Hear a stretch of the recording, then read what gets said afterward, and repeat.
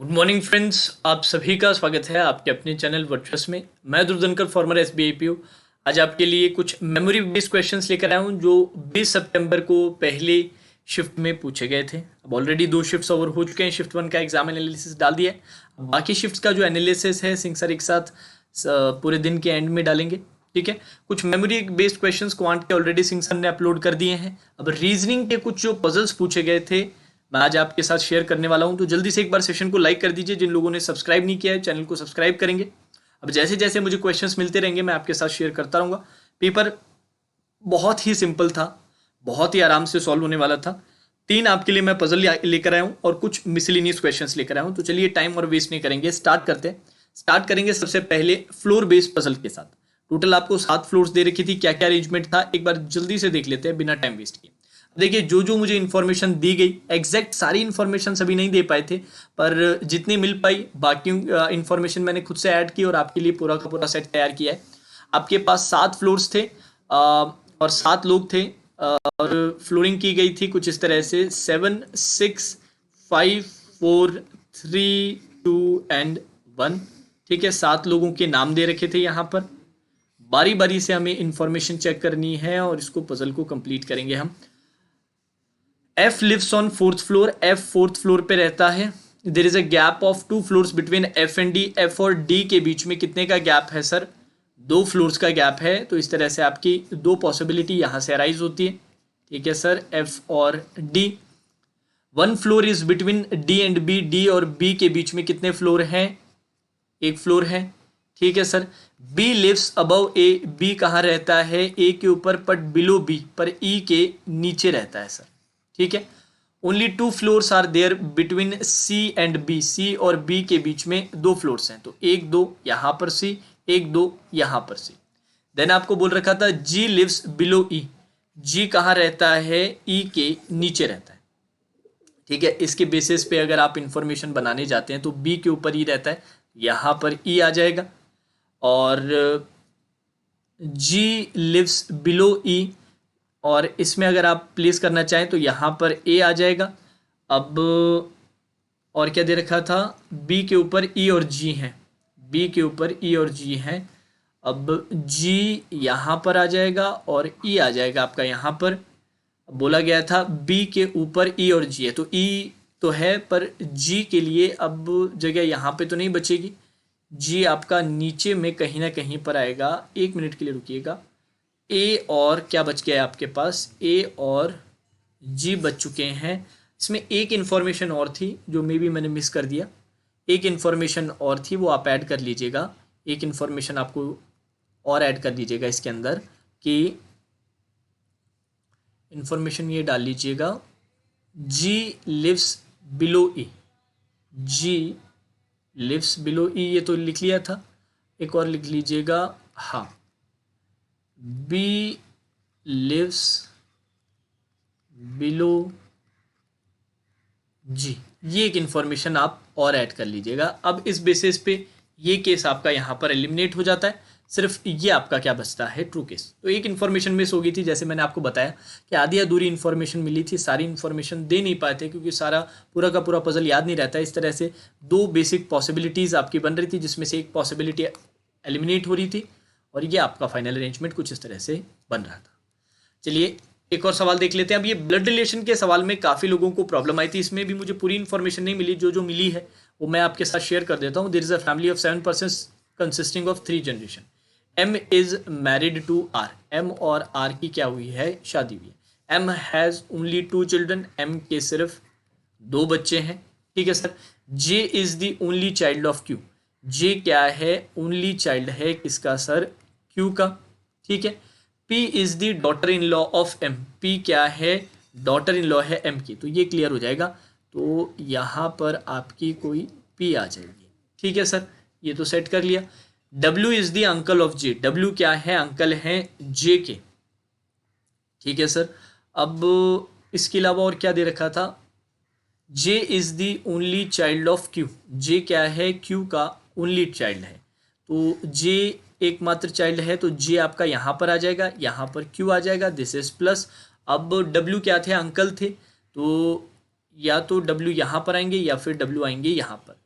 अब इसके अलावा और क्या बता रखे थे, 3 जनरेशन आपके बन गए थे। इसका मतलब यहाँ पर भी आपके 7 लोग आने थे, 1 2 3 4 5 6 7, इस तरह से 7 आ रहे थे। और प्रॉब्लम आ रही है डब्ल्यू के साथ, तो डब्ल्यू से रिलेटेड कोई ना कोई इन्फॉर्मेशन मिसिंग थी। How is P related to M, तो पी और एम का तो रिलेशन बता ही रखा था, इसका तो कोई मतलब था नहीं। If Q has only one daughter, Q के सिर्फ एक डॉटर ही है, इसका मतलब ये है। How is J related to H, इसका मतलब एच करके एक मेंबर आपके पास और बचा है। एच और डब्ल्यू ये मेंबर्स आपके पास बचे हैं। अब डब्ल्यू के बारे में कुछ ना कुछ इन्फॉर्मेशन ज़रूर दी गई होगी, most probably W is the uncle of J. W uncle हैं जे के, तो डब्ल्यू यहाँ पर आ सकते हैं। डब्ल्यू या तो यहाँ पर आएगा या डब्ल्यू आपका यहाँ पर आएगा। अब डब्ल्यू क्योंकि अंकल है तो ये प्लस हो जाएगा, ये प्लस हो जाएगा। नहीं तो एक और पॉसिबिलिटी ये बन सकती है कि यहाँ पर आपका पास क्या आए, एच आए, ये माइनस हो जाए, और यहाँ पर क्या आ जाए आपका, यहाँ पर आपका आ जाए एच आएगा, तो यहाँ पे माइनस आ जाएगा। ठीक है। अब कोई इन्फॉर्मेशन हमने मिस की है कि M has only, J is the only child of Q, P is the daughter in law of M.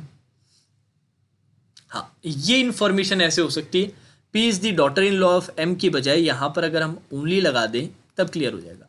P is the only daughter in law of M, हाँ ये लगा दें तब आपकी क्लैरिटी आ जाएगी। हाँ जी, इसमें ओनली अगर आप ऐड कर लो ना, तो एक चीज़ नोट कीजिएगा, बहुत क्लियरली आपको पता चल जाएगा।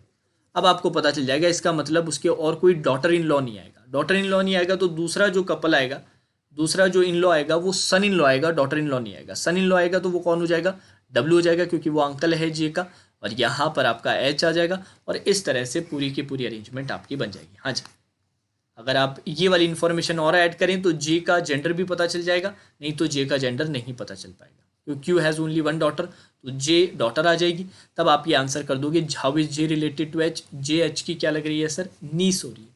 क्या आ रहा है आंसर, नीस आ रहा है सर। ठीक है, यहाँ पर ओनली ऐड आप कर लेना। अब यार जो भी सवाल मिले हैं, क्वेश्चंस ऑथेंटिक हैं जो स्टूडेंट से लिए, सारे क्वेश्चन सभी को याद नहीं रहते, तो चीज़ें मैं आपके साथ सेशन के अंदर ही ऐड कर रहा हूँ साथ साथ। अब चलिए एक क्वेश्चन और था, स्क्वायर सिटिंग का सवाल था। लेट्स सी क्या दे रखा था, आपके पास एक स्क्वायर सिटिंग टेबल है जिसके अंदर 4 लोग कॉर्नर्स पे बैठे हैं और 4 ही लोग कहाँ बैठे हैं, मिडल में बैठे हैं। ठीक है, कॉर्नर्स वाले अवे फेसिंग है, कॉर्नर्स वाले कहाँ पर है, अवे फेसिंग है। मिडल वाले कहाँ पर है, इनसाइड फेसिंग। ठीक है सर, और क्या दे रखा था, F sits third to the left of A. F कहाँ बैठता है, ए के थर्ड लेफ्ट बैठता है। ठीक है, ए के थर्ड लेफ्ट पे एफ है। E and G are immediate neighbours, E और जी क्या है, इमीडिएट नेबर्स हैं। Only 3 person sits between H and G, H और जी के बीच में सिर्फ 3 लोग बैठते हैं। बी फेसेज आउटसाइड, तो यहाँ से स्टार्ट कर सकते हैं। C and F are not immediate neighbours. ठीक है sir, only 3 person sits between B and F, तो यहाँ पर आपका एफ आ जाएगा, इससे क्या आ जाएगा, इससे आपके पास ए भी आ जाएगा। ए कहाँ पर आ जाएगा, ए के लेफ्ट में 1 2, ठीक है, यहाँ पर कौन आ जाएगा, ए आ जाएगा सर। ठीक है, इसको हटा दीजिए। अब क्या क्या चीज़ें बची हैं, एच और जी और इसका। ठीक है, आगे और देखते हैं। B and G are immediate neighbours, B और जी इमीडिएट नेबर्स हैं। यहाँ पर जी 3 के गैप के बाद यहाँ पर कौन आ गया, एच आ गया। अब ई और जी भी इमीडिएट नेबर्स है, तो यहाँ पर कौन आ गया, ई आ गया। सी और एफ पास नहीं बैठे, तो यहाँ पर C is the immediate neighbour of B. बिल्कुल सर, ये तो करेक्ट है। अब यहाँ पर क्या आ जाएगा, यहाँ पर आपका आ जाएगा बचा हुआ डी बन गया। ये आपका अरेंजमेंट कंप्लीट। ठीक है, बहुत ही सिंपल सी अरेंजमेंट थी। अब कुछ मिसलिनियस क्वेश्चंस मिले हैं, वो भी देख लेते हैं। परफॉर्म आपको दे रखा था, परफॉर्म के आपको पेयर्स निकालने थे, क्या क्या पेयर बन रहे हैं एक बार जल्दी से चेक कर लेते हैं, जल्दी से चेक कर लेते हैं। पी का कितना है, 16 5 18 6 15 18 और एम का 13।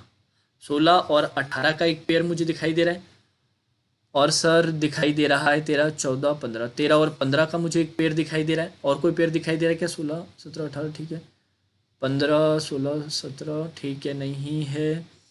5 6 नहीं है, 5 6 7 8 9 10 नहीं है सर। सिर्फ 2 पेयर्स मिल रहे हैं, एक तो पी आर का पेयर मिल रहा है और एक ओ एम का पेयर मिल रहा है, तो यहाँ पर आपके 2 पेयर्स आ रहे हैं। अब एक क्वेश्चन और था, क्या दिया हुआ था, परचेसिंग आपको वर्ड दे रखा था, परचेजिंग आपको वर्ड दे रखा था, और बोल रखा था कि सेकंड थर्ड और फोर्थ से second first second third fourth fifth six seventh eighth ninth tenth. ठीक है सर। यू आर और एस देन एन, इसको मिला के कोई मीनिंगफुल वर्ड बन सकता है क्या? तो बहुत सारे लोगों ने रन्स बताया था। रन्स एक प्लूरल फॉर्म है और प्लूरल फॉर्म को हम कभी भी मीनिंगफुल वर्ड नहीं लेते हैं। यहाँ पर आंसर आ जाएगा। देखिए क्या दे रखा था, mark Z if no such word can be formed. यहाँ पर ऑप्शन बी जेड आपका आंसर आएगा। ठीक है, तो ये कुछ क्वेश्चंस थे जो मुझे मिले थे। 3 पजल थी और 2-3 मिसलिनियस क्वेश्चंस थे। अब इसके अलावा और कोई क्वेश्चन अगर आपको याद हो तो कमेंट सेक्शन में मुझे बताइएगा, नहीं तो आप मुझे व्हाट्सएप भी कर सकते हैं। मेरा व्हाट्सएप नंबर है 9828097824। यहाँ पर आप मैसेज कर दीजिएगा जो भी अगर आपको क्वेश्चन याद हो तो। ठीक है, अब आगे भी इस तरह से क्वेश्चंस अगर मिलते रहेंगे तो मैं आपके साथ शेयर करूँगा। जो क्वेश्चंस मिल रहे हैं सब ऑथेंटिक है। अब शिफ्ट 2 भी जस्ट अभी कंप्लीट हुए, उससे कुछ और क्वेश्चंस मिलते हैं, मैं आपके साथ ज़रूर शेयर करूंगा। चैनल को सब्सक्राइब करना मत भूलिएगा। आरआरबी क्लर्क प्री का पूरा कवरेज रहेगा। अब बाकी एनालिसिस सिंह सर एक साथ डालेंगे, सेकंड थर्ड फोर्थ फिफ्थ सभी शिफ्ट्स का मिला के। तो उसके लिए ध्यान रखिएगा, चैनल को सब्सक्राइब करके रखिए, नोटिफिकेशन बेल प्रेस कर दीजिए। Now that's all for today's session. Have a great day.